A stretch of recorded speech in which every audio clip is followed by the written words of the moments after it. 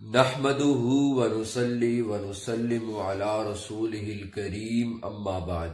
محترم سامعین و ناظرین، بندہ ناچیز محمد عاقب جاوید آپ حضرات کی خدمت میں ایک دفعہ پھر سے حاضر ہے اور امید کرتا ہوں کہ اللہ تعالیٰ کے فضل و کرم سے آپ سب خیریت سے ہوں گے، خیر و عافیت سے ہوں گے، اور دعا کرتا ہوں کہ اللہ تعالیٰ ہم سب کو خیر و عافیت سے ہی رکھے۔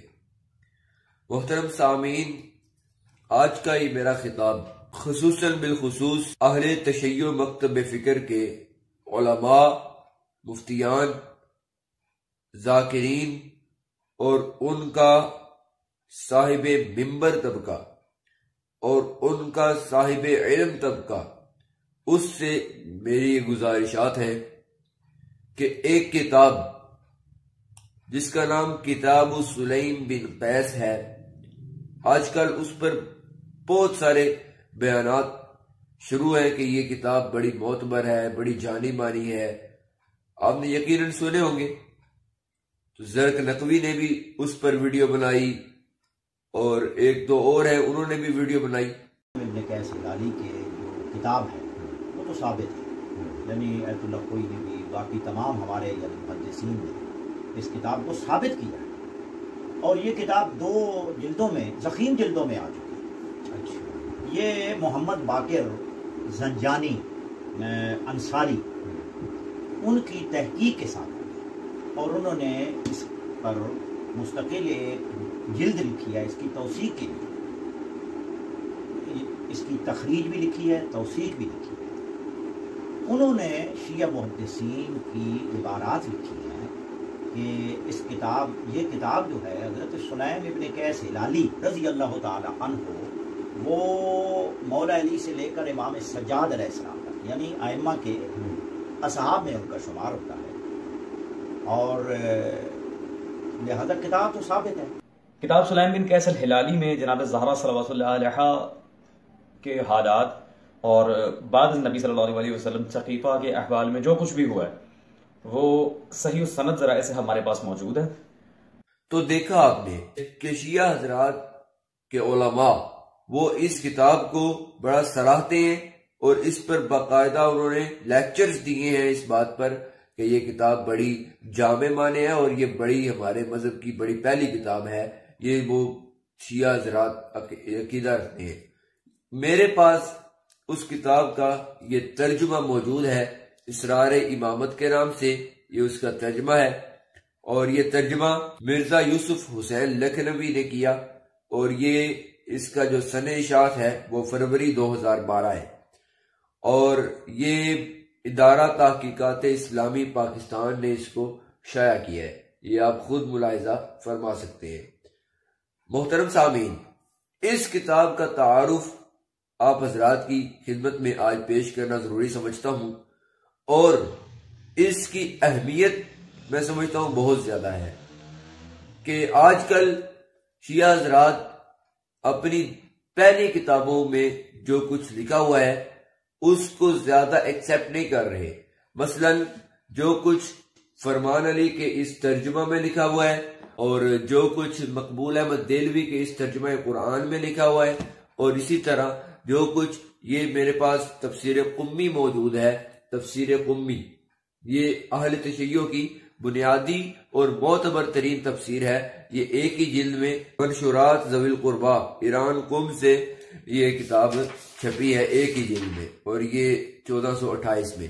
تو یہ ان سب کتب میں جو تحریرات موجود ہیں، جو عبارات موجود ہیں، ان سب پر وہ اتنا ایگری نہیں ہوتے جتنا آج کل اس کتاب اسرار امامت کو سراہا جا رہا ہے، اس کتاب، اور اس کو وہ کہہ رہے ہیں کہ ہماری معتبر اور صحیح کتاب ہے۔ حتیٰ کہ اسی کتاب کے شروع میں چند باتیں اس کتاب کے تعارف کے طور پر ذکر کی گئیں۔ اس کے پہلے 30-40 صفحات تقریباً اس کے تعارف میں ہی لکھے ہوئے ہیں، اور اسی کتاب کے صفحہ نمبر 2، صفحہ نمبر 16، صفحہ نمبر 20، صفحہ نمبر 29، اور یہ آخری گتے پر حضرت سیدنا امام جعفر صادق رضی اللہ تعالیٰ عنہ کی اس کتاب پر تصدیق لکھی گئی ہے کہ امام صاحب نے اس کتاب کو سچ مانا، امام صاحب نے فرمایا کہ یہ کتاب بالکل ٹھیک ہے۔ آپ خود ملاحظہ فرمائیے کہ ہمارے شیعوں اور دوستوں میں سے جس کے پاس سلیم بن قیس ہلالی کی کتاب نہ ہو، اس کے پاس ہمارے امر سے کچھ نہیں ہے اور ہمارے اس باب کو کچھ نہیں جانتا، اور یہ شیعہ کی ابجد ہے۔ ابجد یعنی مڈ، بنیاد ہے، ابجد ہے، اور آل محمد صلی اللہ علیہ وآلہ وسلم کے رازوں میں سے ایک راز ہے الامام الصادق علیہ السلام، امام جعفر صادق علیہ السلام۔ یہ ادارہ تحقیقات اسلامی نے پاکستان سے اس کو چھاپا ہے، اور اسی طرح اسی کتاب کے صفحہ نمبر 16 پر، صفحہ نمبر 21 پر اور صفحہ نمبر 30 پر، ان تینوں مقامات پر حضرت سیدنا امام زین العابدین رضی اللہ تعالیٰ عنہ کی تصدیق اس کتاب پر موجود ہے۔ یہ لکھا ہوا ہے کہ مختصر بصائر الدرجات میں ہے کہ ابان بن ابی عیاش نے کتاب سلیم بن قیس ہلالی امام زین العابدین علیہ السلام کو سنائی، آپ کے اکابر صحابہ کی موجودگی میں، جن میں ابو الطفیل بھی تھے۔ امام زین العابدین علیہ السلام نے اس کی تصدیق فرمائی اور فرمایا کہ یہ ہمارے صحیح احادیث ہیں۔ ہماری یہ کون سی حدیث ہیں؟ صحیح احادیث ہے یہ کتاب سلیم بن قیس کی۔ تو امام زین العابدین کی تصدیق بھی اس کتاب کے صفحہ 16، 21 اور 30 پر آ گئی۔ حضرت امام محمد باقر رحمت اللہ تعالی علیہ، ان کی تصدیق بھی اس کتاب کے صفحہ نمبر 21 پر اور صفحہ نمبر 16 پر موجود ہے۔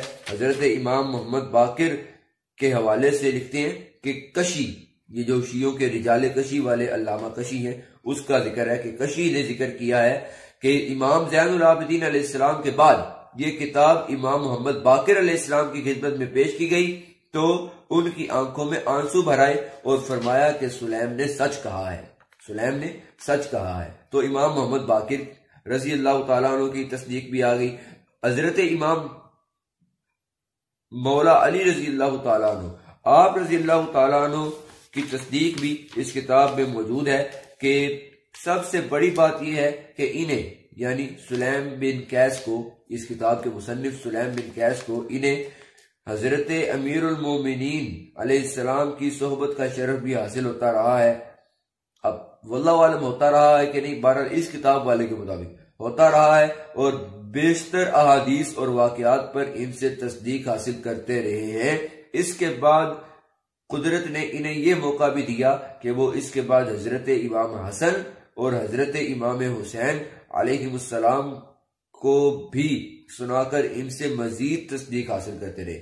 مولا علی کی تصدیق بھی آ گئی رضی اللہ تعالیٰ عنہ، حضرت سیدنا امام علی مقام امام حسین کی بھی تصدیق آ گئی، حضرت سیدنا امام حسن مجتبی کی تصدیق بھی آ گئی، اور اسی طرح حضرت سیدنا امام زین العابدین کی تصدیق بھی آ گئی، امام باقر کی تصدیق بھی آ گئی، اور حضرت امام جعفر صادق، ان سب کی تصدیق اس پر آ گئی۔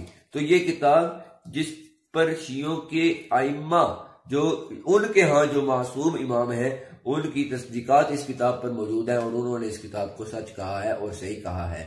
تو اس لیے شیعہ حضرات اس پر بڑے ویڈیوز بنا رہے ہیں کہ یہ ہماری صحیح کتاب ہے، یہ ہماری معتبر کتاب ہے، یہ ضعیف کتاب نہیں ہے۔ اس پر انہوں نے بڑے لمبے لمبے لیکچرز دیے ہیں۔ آپ انٹرنیٹ پر کتاب سلیم بن قیس الہلالی یہ لکھ کر ذرا سرچ کریں تو اس بارے میں آپ کو ویڈیوز مل جائیں گی۔ اسی کتاب کے صفحہ 22 اور 30 پر یہ بات موجود ہے کہ سلیم بن قیس ہلالی کی یہ جو کتاب ہے، کتاب سلیم بن قیس اسرار محمد، یہ سب سے پہلے شیعہ مذہب میں لکھی گئی ہے، سب سے پہلے شیعہ مذہب میں لکھی گئی ہے، یعنی یہ شیعوں کی پہلی کتاب ہے۔ اور اسی کتاب کے صفحہ نمبر 30 اور 20 پر یہ بات موجود ہے کہ یہ ایسے اصول ہیں جن کی طرف شیعہ رجوع کرتے اور اعتماد اور بھروسہ کرتے ہیں۔ یہ ایسے اصول ہیں جن پر شیعہ اعتماد بھی کرتے ہیں، بھروسہ بھی کرتے ہیں، جن کی طرف شیعہ رجوع کرتے ہیں۔ اور اسی کتاب کے صفحہ 20 پر سلیم بن قیس ہلالی کی کتاب کو اصول دین میں سے، فروع دین نہیں، اصول دین میں سے سب سے بڑی اصل قرار دیا گیا ہے۔ اصول دین میں سے سب سے بڑی اصل قرار دیا گیا ہے، اور صفحہ نمبر 22 پر یہ پہلی کتاب ہے جس سے مذہب شیعہ کی بنیادوں کا پتہ چلتا ہے۔ اسی کتاب کے صفحہ 22 پر. یعنی اس کتاب سے پتہ چلے گا ہمیں کہ مذہب شیعہ کی بنیادیں کیا ہیں. یہ ساری مطلب بنیادیں ہیں اور اصولوں میں سے اصل ہے، سب سے بڑی اصل ہے. حالانکہ اصولوں میں سے سب سے بڑی اصل وہ کتاب اللہ ہے، اللہ کی کتاب ہے. لیکن ان کے ہاں کتاب اللہ تو محرف ہے، لیکن اس کتاب کو یہ انہوں نے لکھ دیا کہ تمام اصولوں میں سے سب سے بڑی اصل ہے. اسی کتاب کے بارے میں لکھا گیا صفحہ نمبر 32 پر کہ یہ کتاب معتبر ہے، اور سلیم بن قیس ہلالی کی طرف اس کتاب کی نسبت بالکل صحیح ہے. واقعی یہ اسی کی کتاب ہے. یہ محققین، مشہور محققین کی یہی رائے ہے کہ یہ اسی کی کتاب ہے اور معتبر کتاب ہے. صفحہ 31 پر بھی اس کو معتبر لکھا اور صفحہ 32 پر اس کتاب کو متفق علیہ لکھ دیا. متفق علیہ کتاب ہے. اب اس کتاب میں ہے کیا، اس کا تعارف آج کی اس ویڈیو میں ہم آپ کے سامنے پیش کرنے کی کوشش کریں گے. اس کتاب میں یہ لکھا گیا صفحہ نمبر 88 پر کہ حضرت سیدنا مولا علی رضی اللہ تعالیٰ عنہ کی ذات اقدس نے ابو الطفیل کو ارشاد فرمایا کہ اے ابو الطفیل، جب حضرت صلی اللہ علیہ وآلہ وسلم نے وفات پائی تو لوگ مرتد ہو گئے گمراہی اور جہالت کی وجہ سے. یعنی صحابہ مرتد ہو گئے گمراہی اور جہالت کی وجہ سے، سوا ان کے کہ جنہیں خدا نے ہم اہل بیت کی وجہ سے محفوظ رکھا. اب وہ کون سے محفوظ رہ گئے؟ اسی کتاب کے 116 صفحہ پر آ جائے گی. بنی اسرائیل کا گوسالہ یہ عنوان ہے. اس کے تحت لکھا ہے کہ سلیمان کہتے ہیں، حضرت سلیمان فارسی کہتے ہیں کہ حضرت علی مرتضی رضی اللہ تعالیٰ عنہ علیہ السلام نے فرمایا کہ رسول خدا صلی اللہ علیہ وسلم کے بعد سب لوگ مرتد ہو گئے سوائے چار کے سوا سب لوگ کیا ہو گئے؟ مرتد ہو گئے. یعنی یہ حضور صلی اللہ علیہ وسلم کے بعد 1,00,000 تقریباً 44,000 کہا جاتا ہے کہ صحابہ تھے. تو ان سب میں سے کہتا ہے کہ 4 بچ گئے، باقی سب مرتد ہو گئے، کافر ہو گئے. حضرت کے بعد لوگ اس طرح ہو گئے جیسے ہارون اور اس کے تابع دار، یعنی ایک گروہ ہارون اور ان کے تابع دار کا، اور گوسالہ اور اس کے پرستار. یعنی بنی اسرائیل نے حضرت موسیٰ علیہ السلام کے کوہ طور پر جانے کے بعد ایک بچڑا بنا کر اس کی جو پوجا شروع کی، اس کی عبادت شروع کی، اور بنانے والا سامری تھا. اس سامری جادوگر نے بچڑا سونا لے کر اس کو پگھال کر جیسے بھی اس نے کیا وہ گوسالہ بنایا، یعنی بچڑا بنایا. اس کی لوگوں نے عبادت کی. تو کہتا ہے ایک گروہ ایسا بنا جو ہارون اور اس کے تابع دار، یعنی ہارون علیہ السلام ان کو روکتے تھے، تو جو رک گئے ہارون علیہ السلام کی بات مان کر، تو حضور صلی اللہ علیہ وسلم کے بعد لوگ 3 طرح کے ہو گئے، ہارون اور ان کے تابع دار کی طرح، گوسالہ یعنی وہ بچڑا اور اس کے پوجنے والوں کی طرح، پرستار کی طرح. اور آگے اس نے لکھ دیا پس علی ہارون کی مانند، علی نبی ہارون کی مانند، اور عتیق سیدنا صدیق اکبر رضی اللہ تعالیٰ عنہ کا لقب ہے، ابو بکر صدیق عتیق. اور عتیق یعنی ابو بکر صدیق گوسالہ کی مانند، یعنی اس بچڑے کی مانند جس کی پوجا کی گئی، اور عمر سامری کی مانند ہے جس نے اس بچڑے کو بنایا تھا. عمر سامری کی مانند ہے، العیاذ باللہ تعالی. اور اسی بات کو صفحہ نمبر 260 پر بھی اشارتاً اس کتاب میں دوبارہ دہرایا گیا. اور اسی کتاب کے صفحہ نمبر 113 پر ایسی بات لکھی گئی کہ جو اوپر سے دیکھ کر پڑھ پانا بھی مشکل ہو رہا ہے. میں آپ کو پھر بھی نقل کفر نہ باشد کے تحت آپ کو پڑھ کے سناتا ہوں. سلیمان کہتے ہیں کہ میں نے کہا کہ میں نے رسول خدا صلی اللہ علیہ وآلہ وسلم سے سنا ہے، وہ فرما رہے تھے کہ تجھ پر، کس پر؟ حضرت عمر سے حضرت سلیمان فرما رہے ہیں کہ اے عمر، تجھ پر اور تیرے صاحب پر جس کی تو نے بیعت لی ہے، یعنی ابو بکر صدیق، قیامت تک ساری امت کے گناہوں کا بوجھ ہے. ابو بکر و عمر پر رسول پاک صلی اللہ علیہ وسلم نے فرمایا، اس کتاب والے کے مطابق حضور نے فرمایا کہ عمر تجھ پر اور ابو بکر صدیق پر، ان دونوں پر تمام امت کے گناہوں کا بوجھ ہے، اور ان پر ساری امت کے عذاب کے برابر عذاب ہوگا. ساری امت کے عذاب کے برابر عذاب ہوگا ان دونوں پر رضی اللہ تعالیٰ عنہ۔ اور اسی کے آگے سلیمان حضرت عمر کو کہتے ہیں کہ اے عمر، تو اپنے نام و نسب اور صفت سمیت جہنم کے دروازوں میں سے ایک دروازہ ہے، یہ جہنم کے دروازوں میں سے ایک دروازہ ہے۔ یہ رسول کے فرامین ہے، حضرت سلیمان فارسی کے فرامین اس کتاب میں اس طرح لکھے ہوئے ہیں کہ حضرت عمر رضی اللہ تعالیٰ عنہ کو معاذ اللہ جہنم کے دروازوں میں سے ایک دروازہ کہہ رہا ہے، اور حضرت ابو بکر و عمر دونوں کے بارے میں اس نے یہ بات کی کہ ان دونوں پر معاذ اللہ پوری امت کے گناہوں کا بوجھ ہوگا۔ قرآن نہیں پڑھا، قرآن کہتا ہے وَلَا تَزِرُ وَازِرَةٌ وِزْرَ أُخْرَىٰ، کوئی کسی کا بوجھ نہیں اٹھائے گا، تو یہ کہہ رہا ہے پوری امت کے گناہوں کا بوجھ ابو بکر و عمر پر ہوگا، اور استغفر اللہ ساری امت کے عذاب کے برابر معاذ اللہ ابو بکر و عمر کو عذاب ہو رہا ہے۔ استغفر اللہ استغفر اللہ۔ تو جب یہ سنا نا، حضرت صحابہ نے سنا حضرت عمر کو یہ کہہ رہے، تو اس کے بعد آگے آ جائیے صفحہ نمبر 116 پر۔ عثمان نے کہا اے ابو الحسن یعنی اے علی، آپ کے اور آپ کے ساتھیوں کے پاس میرے بارے میں تو کوئی حدیث نہیں ہے۔ آپ نے فرمایا، مولا علی نے فرمایا کہ ہاں، میں نے رسول خدا صلی اللہ علیہ وسلم کو سنا ہے کہ وہ تم پر لعنت کرتے تھے۔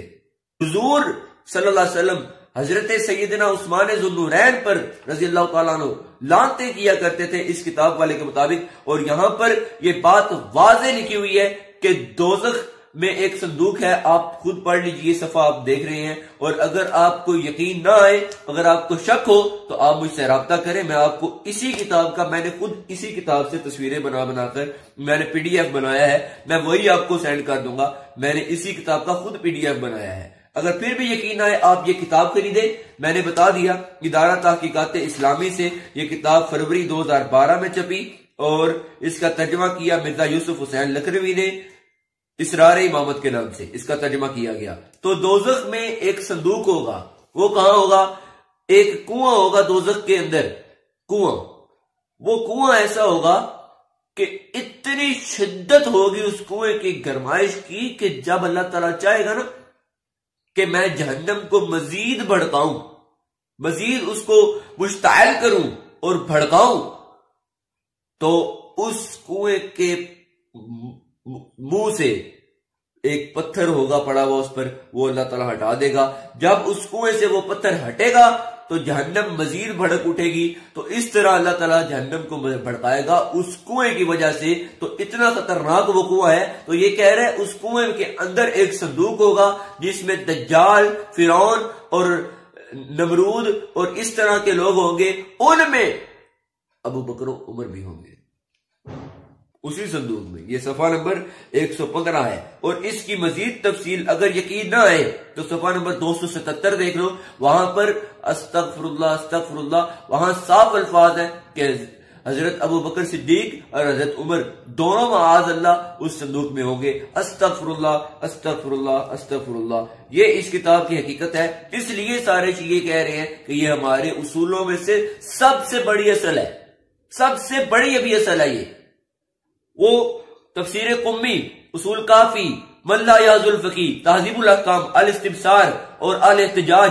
یہ شیعوں کی ساری کتابیں، یہ تو سائڈ پر رکھو، یہ جو سب سے بڑی اصل ہے، چلو اسی پر بات کر لو ہمارے ساتھ، اسی پر بات کر لو۔ چار کے سوا سب کو مرتد بنا دیا، حضرت ابو بکر صدیق رضی اللہ تعالیٰ عنہ کو وہ بچڑا بنا دیا جس کی عبادت کی گئی، اور ان کی بیعت کرنے والوں کو اس بچڑے کے پجاریوں کی طرف منسوب کر دیا۔ حضرت عمر کو اس بچڑے کے بنانے والے بے ایمان جادوگر سامری کی طرف منسوب کر دیا۔ مولا علی کو نبی ہارون کی طرح کا قرار دیا۔ کیا بنے گا آپ کا؟ آپ غور کریں اور حیا بھی کریں اور توجہ کریں، ابھی تو شروعات ہے، آگے آگے دیکھو ہوتا ہے کیا۔ اس میں حضرت سیدنا عبد الرحمن بن عوف کے بارے میں لکھا گیا کہ عبد الرحمن بن عوف رضی اللہ تعالیٰ عنہ جو کہ قطعی جنتی صحابی ہیں، پیغمبر اکرم شفیع معظم شاہ بنی آدم حضرت سیدنا و مولانا محمد الرسول اللہ صلی اللہ علیہ وسلم کی ذات اقدس نے حضرت عبد الرحمن بن عوف کو نام لے کر فرمایا کہ عبد الرحمن بن عوف تو جنتی ہے، تو یہاں پر ان کے بارے میں لکھا گیا کہ عبد الرحمن بن عوف نے عثمان غنی رضی اللہ تعالیٰ عنہ کو کافر اور جاہل کہا، یہ صفحہ نمبر 136. اور عبد الرحمن بن عوف نے حضرت عثمان کو یہ کہا نا جب، تو عثمان نے عبد الرحمن بن عوف کو زہر دے کر مار ڈالا، یہ بھی صفحہ 136. اور پھر آگے کہتا ہے صفحہ 138 پر فرشتے عثمان سے حیا کرتے ہیں، یہ موضوع من گھڑت حدیث ہے. صحیح حدیث کہ فرشتے بھی میرے عثمان سے حیا کرتے ہیں، ایسے عثمان با حیا ہیں. تو یہ کہہ رہا ہے کہ یہ موضوع من گھڑت حدیث ہے، تجھے خواب آئی ہے. صفحہ نمبر 282 پر اس نے جو بات کی آپ سن کر حیران رہ جائیں گے کہ رسول اکرم صلی اللہ تعالی علیہ وسلم نے حضرت مولا علی رضی اللہ تعالیٰ عنہ سے فرمایا کہ تمہارا درجہ مجھ سے وہی ہے جو میرا درجہ اپنے رب سے. یعنی میرا درجہ اپنے رب سے کیا ہے؟ رسول ہوں، اس کا بندہ ہوں، اس کا نبی ہوں، آخری نبی ہوں، پیغمبر ہوں. تو جس طرح میں اپنے رب کے ہوں ویسے ہی تو میرے آئے. اب آپ خود سمجھیں کہ حضرت علی رضی اللہ تعالیٰ عنہ کو اس عبارت میں کیا کہا جا رہا ہے. اس عبارت میں تو تقریباً نبی بنایا نا، لیکن صفحہ نمبر 175 پر اسی سے پیچھے گزرا ہے. صفحہ نمبر 175 پر اس نے واضح لکھا کہ رسول اکرم صلی اللہ تعالی علیہ وسلم نے حضرت علی رضی اللہ تعالیٰ عنہ کے بارے میں فرمایا کہ وہ میرے بعد زمین کا رب اور سکون کا سبب ہے. یہ صفحہ نمبر 175 پر اسی کتاب میں لکھا ہوا ہے. اور اسی کتاب میں زمین کا رب حضرت علی، اس پر حاشیہ لگایا مترجم نے، لکھتا ہے بفرمان رسول، یعنی حضور کے فرمان کے مطابق صلی اللہ علیہ وسلم علی علیہ السلام زمین کے رب ہے. یہاں تک کہہ دیا. ابھی تو جلاء العیون کی جلد 2 صفحہ 66 تک رب آیا ہوا تھا. حضرت قرآن نے جس کو رب کہا وہ علی ہے، یہ شیعوں کی دوسری کتاب میں لکھا تھا. لیکن اب جو سارے اصولوں کی سب سے بڑی اصل موجود ہے، اس اصل کا یہ حال ہے کہ اس میں بھی مولا علی رضی اللہ تعالیٰ عنہ کو رب کا درجہ دیا گیا، نبی کا درجہ دیا گیا، رسول کا درجہ دیا گیا. اسی وجہ سے شیعہ حضرات اس کتاب کے بڑے پیچھے پڑے ہوئے کہ یہ ہماری معتبر کتاب ہے، سارے اصولوں میں سے سب سے بڑی اصل ہے. اور قرآن کو تم محرف مانتے ہو، قرآن کو تم معاذ اللہ شراب خور خلفاء کا لکھا ہوا مانتے ہو، قرآن کو تو تم جھوٹوں کا لکھا ہوا مانتے ہو، قرآن کو تو تم کافروں کا لکھا ہوا مانتے ہو، مرتدوں کا لکھا ہوا مانتے ہو، اور اس کتاب کو اصولوں میں سے سب سے بڑی اصل سمجھتے ہو. اسی کتاب کے صفحہ نمبر 177 پر اس نے لکھا کہ رسول اکرم صلی اللہ علیہ وسلم نے غضبناک ہو کر فرمایا کہ جو لوگ میرے اہل بیت اور بھائی اور وزیر اور وسیع اور خلیفہ اور ہر مومن کے ولی یعنی مولا علی رضی اللہ تعالیٰ عنہ پر عیب لگاتے ہیں، انہیں اس امر سے کیا چیز روکتی ہے کہ وہ کھڑے ہو کر مجھ سے سوال کرے کہ ان کا باپ کون تھا، اور وہ کہاں جائیں گے، جنت میں یا دوزخ میں. عمر بن خطاب نے کھڑے ہو کر عرض کیا کہ میں خدا اور رسول کے غضب سے پناہ مانگتا ہوں. یعنی مولا علی کا دشمن کس کو ثابت کر رہا ہے؟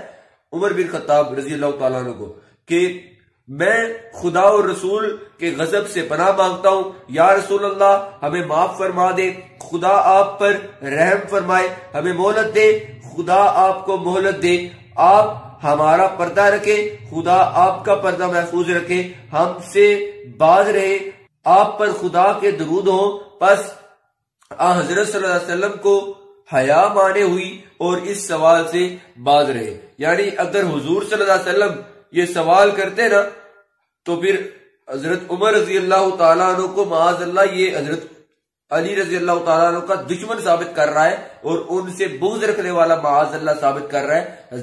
اگر حضور یہ سوال کرنے ہی والے تھے کہ حضرت عمر رضی اللہ تعالیٰ عنہ نے کھڑے ہو کر کہہ دیا یا رسول اللہ ہمارا پردہ رکھے، معاذ اللہ، استغفر اللہ استغفر اللہ. اور اسی کتاب میں حضرت سیدتنا عائشہ صدیقہ رضی اللہ تعالیٰ عنہ اور حضرت سیدہ حفصہ رضی اللہ تعالی عنہ ان کے بارے میں لکھا گیا کہ انہوں نے حضور اقدس صلی اللہ علیہ وسلم پر معاذ اللہ توبت لگائی 182 پر، اور حضرت عائشہ اور حفصہ حضرت عثمان کو گالیاں دی ان دونوں نے۔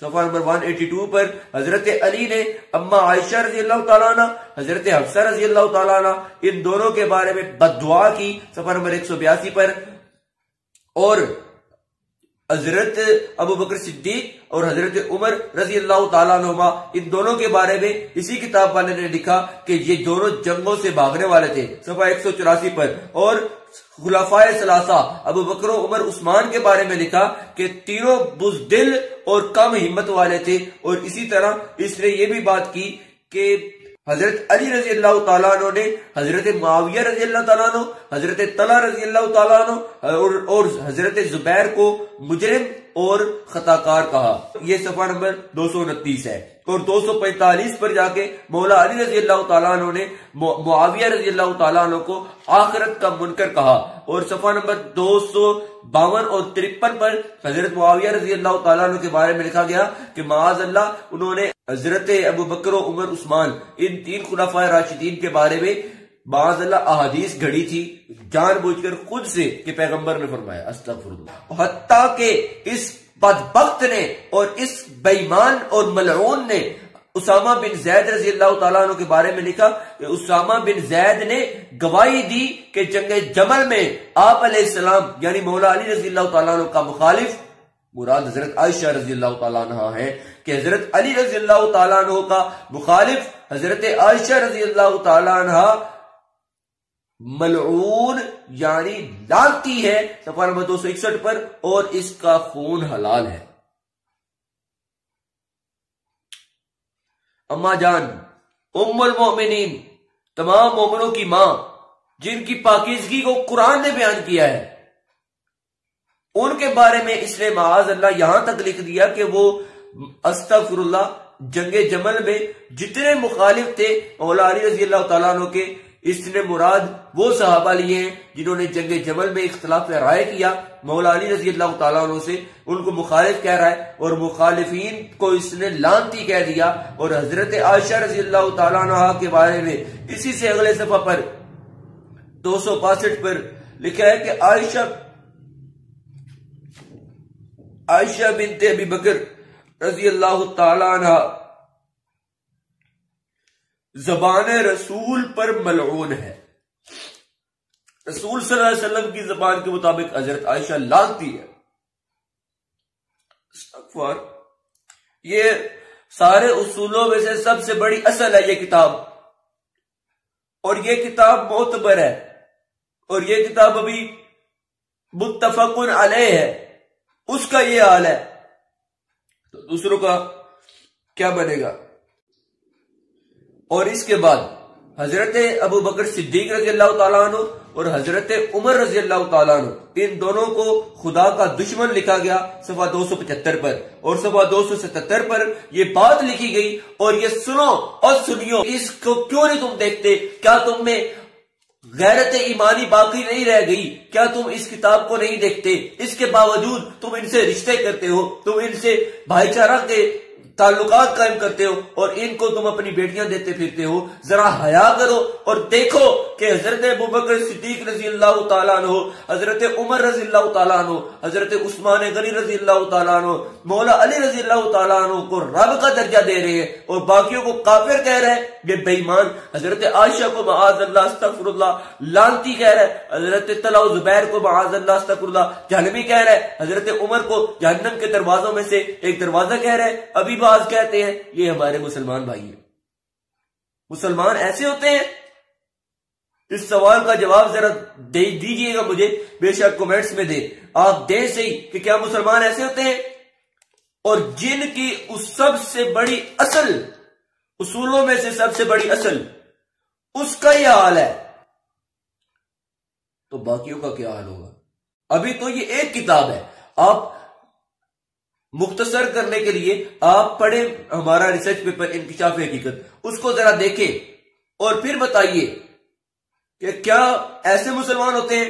اس میں ہم نے پورے مذہب شیعہ کی ہر معتبر اور بنیادی کتاب جو ان کے ہاں معتبر اور بنیادی سمجھی جاتی ہے، اس سے ایسی عبارات، ایسے بکواسات، کفریات اور گستاخیاں ہم نے ذکر کی ہیں اور دعوت فکر دی ہے اہل تشیع کو کہ آپ ان عبارات پر نظر ثانی کریں، یہ عبارات کیا درست ہیں؟ اب آپ سن سکتے ہو تو 277 پر اب آپ خود دیکھو،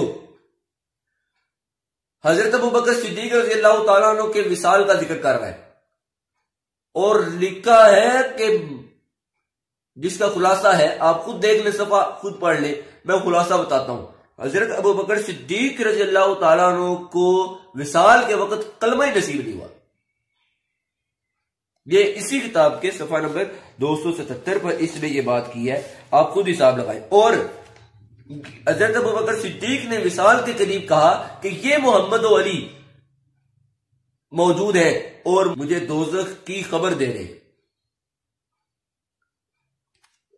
استغفار، حد ہو گئی۔ اور صفحہ نمبر 277 پر ایک واقعہ، حضرت ابوبکر صدیق کا انتقال کا وقت قریب ہے اور حضرت ابوبکر صدیق رضی اللہ تعالیٰ عنہ ایک واقعہ بیان فرما رہے ہیں، کیا کہ رسول اقدس صلی اللہ علیہ وسلم نے ایک ایسا منظر دیکھا جو کہ میں نہیں دیکھ پا رہا تھا، تو میں نے کہا حضور مجھے بھی دکھلا دیجیے، تو حضور نے میرے چہرے اور آنکھوں پر ہاتھ پھیرا تو مجھے بھی نظر آنے لگا، اور ابوبکر صدیق آگے سے کہتے ہیں پھر مجھے یقین ہو گیا کہ یہ جادوگر ہے۔ یہ ادھر لکھا ہوا ہے، اس کتاب میں لکھا ہے یہ جادوگر ہے، معاذ اللہ۔ پھر حضرت عمر رضی اللہ تعالیٰ عنہ نے کہا ہاں میں بھی یہی کہتا ہوں۔ دونوں نے کیا کہا؟ معاذ اللہ حضور کو جادوگر، استغفر اللہ استغفر اللہ۔ اور پھر ابوبکر صدیق نے وفات کے قریب گواہی دی کہ میں اور میرا یہ ساتھی عمر، ہم دونوں جہنم کے اس کنویں میں ہوں گے جس کی وجہ سے جہنم کو بھڑکایا جائے گا، اور اس میں بھی اس صندوق میں ہوں گے جس میں فرعون، نمرود اور دجال ہوں گے۔ آپ اندازہ کریں، کفر کی حد نہیں، بکواسات کی حد ہو گئی۔ اس کے بعد صفحہ نمبر 293 پر لکھا ہے کہ ائمہ کرام جو ہوتے ہیں، میں خلاصہ ہی بتا رہا ہوں، بعض عبارات میں نے مکمل پڑھ دی لیکن زیادہ تر کا میں خلاصہ عرض کرتا جا رہا ہوں۔ یہاں لکھا ہے 293 پر جو ائمہ کرام ہیں ان کے بارے میں لکھا ہے کہ کل کا کل علم ان کے پاس ہے۔ اب آپ بتائیے وَهُوَ بِكُلِّ شَيْءٍ عَلِيمٌ کون ہے؟ تو قرآن کی وہ آیات کہاں جائے گی؟ تو کل کا کل علم تو کسی کے پاس بھی نہیں اللہ کے سوا، کل کا کل علم ائمہ کے پاس ہے۔ یہ بھی انہوں نے ایک بات کی۔ اور اس کے علاوہ ادھر اس نے صفحہ نمبر 121 پر ایک بات کی کہ اللہ تعالیٰ نے یہ جو ائمہ کرام ہیں، حضرت علی رضی اللہ تعالیٰ عنہ وہ فرما رہے ہیں کہ میں اور میرے اوصیاء یعنی باقی 11 اور حضرت علی 12 امام ہی قیامت تک ہادی اور رہبر ہیں۔ واقعی، لیکن آگے کیا لکھا ہوا ہے؟ جنہیں خدا نے قرآن کی بہت سی آیتوں میں اپنی ذات اور اپنے نبی کے ساتھ شامل کر رکھا ہے۔ صفحہ نمبر 121 ہے۔ کس میں شامل کر رکھا ہے اللہ تعالیٰ نے ائمہ کو؟ اپنی ذات میں شامل کر رکھا ہے۔ اب بتائے کوئی اور شرک کس کا نام ہے؟ اتنی بات پر تو سب کا اتفاق ہے کہ ذاتی صفت ماننا یا ذات میں شریک کرنا بندہ پکا مشرک اور کافر ہو جاتا ہے۔ اتنی بات پر تو اتفاق ہے۔ اب آپ بتاؤ، اللہ نے اپنی ذات میں شامل کر رکھے، کس قرآن میں شامل کیا ہے؟ مولا علی فرما رہے رضی اللہ تعالیٰ عنہ اس کتاب والے کے مطابق وہ کون سا قرآن ہے جس میں شامل کیا؟ ہمیں تو اس قرآن میں نام بھی نہیں ملتا آپ کے ائمہ کا۔ صرف صحابہ میں سے بھی صرف حضرت زید رضی اللہ تعالیٰ عنہ کا نام آیا قرآن میں، اور کسی کا حضرت سیدنا صدیق اکبر رضی اللہ تعالیٰ عنہ کی ذات اقدس تک کا ان کو بھی ثانی اثنین کہا، نام نہیں لیا۔ تمہارے ائمہ کے نام کہاں سے آگے؟ اور پھر وہ بھی اللہ تعالیٰ نے قرآن میں اپنی ذات میں شامل کر لیا، اپنے نبی کی نبوت میں شامل کر لیا۔ اللہ نے اپنی ذات میں ائمہ کو شامل کیا ہوا ہے۔ آپ بتائیں کہ شرک دے سنگھ ہوتے نے، اور کس چیز کا نام ہے شرک؟ اب بھی آپ کو اس کا تعارف نہیں ہو رہا؟ میں آپ کو اور کون کون سی کتاب اٹھا کر دکھا سکتا ہوں؟ ابھی تو میں نے اس میں سے ایسے کیا ہے کہ ایک پہاڑ مٹی کا ہو اور اس میں سے بندہ ایک مٹھی مٹی لے کر آپ کو دکھا رہا ہو، یہ ابھی میں نے ایسے کیا ہوا ہے۔ حد ہو گئی کفر کی، حد ہو گئی گمراہی کی، حد ہو گئی ضلالت کی۔ یہی وجہ ہے کہ آج تک ائمہ نے، علماء نے، مفسرین نے، محدثین نے، شاہ ولی اللہ محدث دہلوی، شاہ عبدالعزیز محدث دہلوی اور اسی طرح دیگر بہت سارے علماء نے شیعہ مذہب کے خلاف اور ان کے اس باطل اور گمراہ کن نظریات کو عوام الناس کے سامنے لانے کے لیے کہ دیکھو کہ جن کی اصولوں میں سے سب سے بڑی اصل میں یہ بات لکھی ہوئی ہے تو چھوٹی کتابوں میں کیا ہوگا؟ آپ حساب لگاؤ، اور اگر کوئی دیکھنا چاہتا ہے تو ہمارا وہ ریسرچ پیپر پڑھ لے۔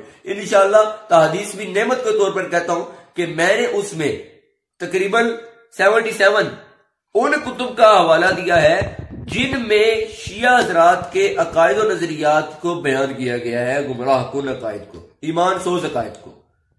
77 کتب کا میں نے اس میں ذکر کیا، ان کے مصنفین کے نام بھی لکھے، اور بعض کا یہ بھی میں نے بتایا کہ یہ کتابیں چھپی کہاں سے۔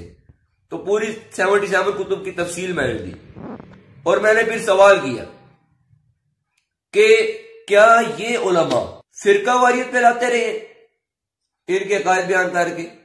حضرت پیران پیر سیدی شیخ عبد القادر جیلانی رحمت اللہ تعالی علیہ تمغدہ اللہ برحمتہ، ان کو غنیت الطالبین میں دیکھ لو، فرقہ شیعہ، فرقہ رافضہ، یہ باب انہوں نے باقاعدہ قائم کیے اور اس پر انہوں نے دلائل دیے۔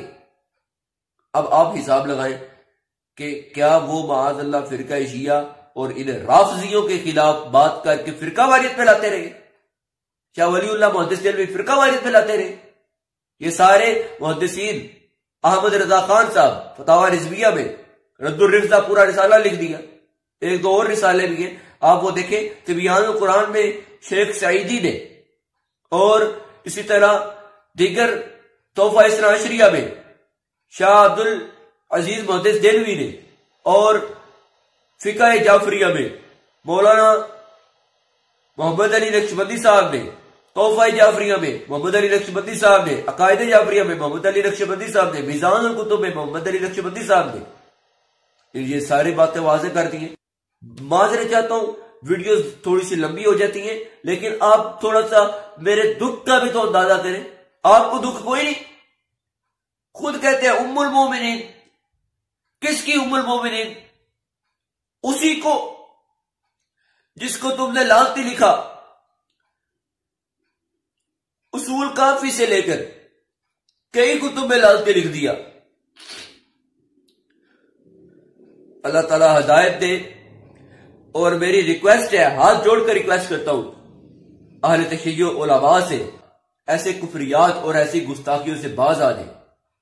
یہ کتاب اہل سنت کے نزدیک اس کا کوئی مقام نہیں، یہ ایک جھوٹوں کا پلندہ ہے، گستاخیوں کا پلندہ ہے، کفر کا پلندہ ہے اور شرک کا پلندہ ہے، اور یہ کتاب بالکل جھوٹ اور بکواس پر مبنی ہے اہل سنت کے نزدیک۔ لیکن جو اس کو اپنی اصولوں میں سے سب سے بڑی اصل مان رہا ہے، سن لی، ذرا بتا کہ تو اس کو کیسے مسلمان مانتا ہے۔